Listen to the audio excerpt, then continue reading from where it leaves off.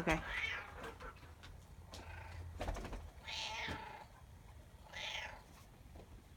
Hello. This is Hunter the cat, and she's also known as Level 2 because she likes to be up on top of things. She lives on the roof of the house mostly, slash studio, and comes down very rarely, and she will stand there and talk until you do this, and then she'll drool all over your hand. She's doing right now. So this is the start of the video diary for the making of the new Shearwater record. Behind the camera there is Emily Lee. Hello. Hello, Emily Lee's hand. This is Ghost the dog and Bobo the dog. And they think we're going that way, but we're going to go this way. We've just come to the end of about 10 days in the record, and are taking a little bit of a breather for just a day, and then going back in tomorrow. And it's really been fascinating. I didn't know sort of where to begin, so we started making some really funny things. We made a couple of instrumentals based on the 3-word titles that some people had suggested online, and then I made that little compilation of all the songs that I put up on my Patreon account. So it was like, okay, we made a 17-song record on the first day, and a 44-minute ambient drone instrumental, and then since then productivity has fallen way off. And since then we've hardly completed a song in a day. But the real strategy was to try to make, we set a goal of trying to make a sketch of a new song every day. Sometimes from ideas that I already had, which is sometimes me humming into a phone in the middle of the night, and we listen back to it and go like, no, not, whatever that is, it was only good in your dreams. And then sometimes like a little guitar track, or we'll use another song as inspiration, sometimes just for a tempo. Like we'll actually put a bit of it in and figure out what the tempo of it is, and then delete it and make our own song at that tempo. Just any kind of starting point. A friend of mine said when you don't know where you're going, or you don't know where to begin, start anywhere. So each day, we try to reserve judgment on these things. We make a sketch or two and get it as far as we can by the end of the day, and then stop. And then go on the next day to make another one without going back. And this is what we did until Emily arrived a couple of days ago, and me and Dan Dazinski, our engineer, producer, kind of sat Emily down on the couch in front of the speakers and presented her with these sketches of these songs, and like some of them it was kind of like, ta-da! And like none of us could make heads or tails of what we had done. We didn't know why we had made that thing or what the point of it was. But there were a couple that seemed to take, and Some were good, and some were... yeah, like some of them seemed like Shearwater songs, kind of, or even more than kind of. Like Yeah. They kind of had that sort of That thing feeling. about them. So we've swept some things into the red folder already, and then we've got a green folder that's open with, I don't know, 7 or 8 songs. Yeah. And then like just yesterday we started with a thing that was just, it didn't seem like anything to me, but after a couple of hours suddenly it was this song that we all really liked. So it's kind of a mysterious and exciting process. It seemed like one of the most fleshed out ones, too, kind of, which is funny because it wasn't fleshed out at all. No, it didn't, it turned out it kind of didn't require very much. It was like a nylon string guitar and a ride cymbal and the piano with tape on the strings, and a few more. We put that weird Jaguar call that you got in Mexico City on there, Yeah. which not sure about that part, but it was fun to do. And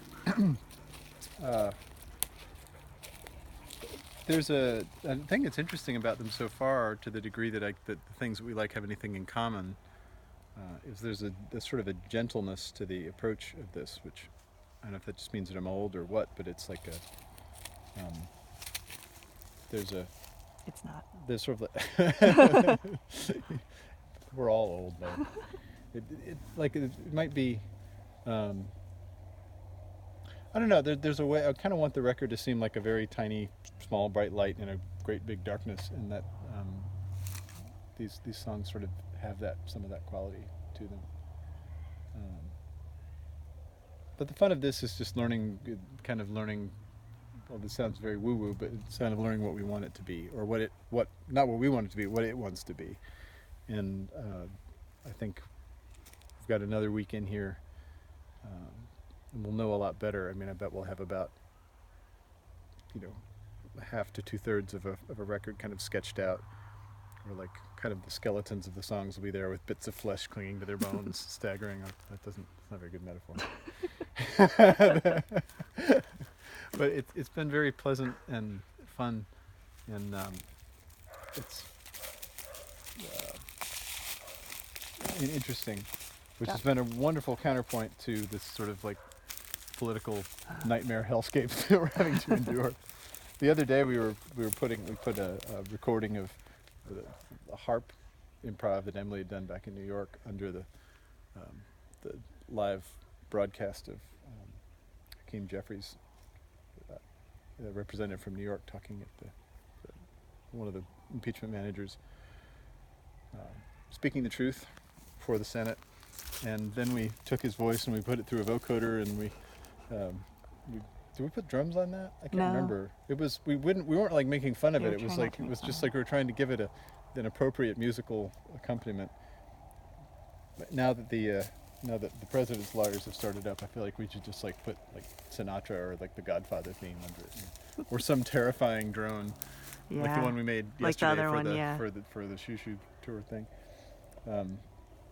But I don't have the heart to listen to it. Yeah, I don't have the heart to listen to it. Oh my God.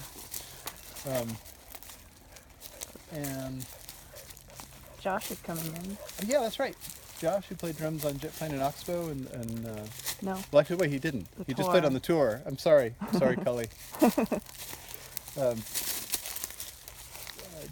Yeah, Josh, who played drums on the tour and on the Lima song Black Willow, and in the Bowie shows, is joining us on the day after tomorrow. Yes.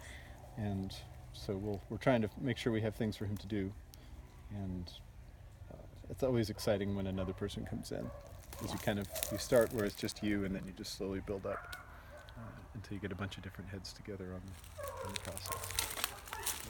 Needless to say, I continue to feel unbelievably grateful to everybody who contributed to this making of this record, because it's given us a degree of flexibility, and we're able to get some pieces of gear that have made everything sound way better. But it's made it possible to really kind of stretch out and explore and not come in feeling terrified, which is the way of being on a lot of records, because you have this feeling that the clock is operating, and not in a good way. So that thing is those little streamers of silk, like spider silk. I don't know if that's like little spiderlings. Yeah, I doubt they'll show up on the camera. Like, are they just all flying around? It was a high today of 74 degrees in Texas. It's January the 26th, which is sort of like great and also really ominous feeling at the same time. I'm in a t-shirt right now. Yeah, it's just not, it ain't right. What do you think, Goose? So I'll try to do another update before at the end of next week, when we're kind of nearing the end of this phase of the process, and then we're going to stop for quite some time, actually, until April. We're going to come back, and I'm not going to listen to any of this stuff until then, so that I can approach it with a having completely forgotten about it, and we can see what we want to go forward on and what seems needed in order to make this a more complete album. It's been wonderful to sing again on my own songs, and to approach singing a little bit differently. It's been good to hear. And it's I'll still do it, and it's going to be different from other Shearwater records, but it's also going to have some familiar things about it, I think. more than that, I can't really, I mean, I don't really know what else to say about it right now. We're just in the very beginning stages of learning.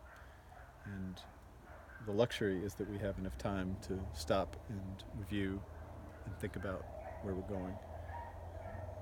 And when we pick back up in April, then we'll start refining what we have and try to add something else. So, despite this sort of howling maelstrom of madness that surrounds all of us, this feels like the only thing we can really do in response is to offer what we have to offer. Ghost has a lot to offer.